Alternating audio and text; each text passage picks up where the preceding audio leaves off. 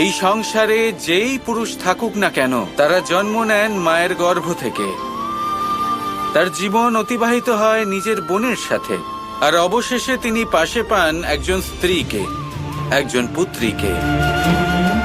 শরীরের যেমন আত্মাকে প্রয়োজন হয়, মনের যেমন চেতনার প্রয়োজন হয়, রোগের ঔষধের প্রয়োজন হয়, তেমন ভগবানেরও ভক্তির প্রয়োজন হয়। এই সংসারের প্রত্যেক পুরুষ নারীকে ছাড়া অপূর্ণই থাকবেন।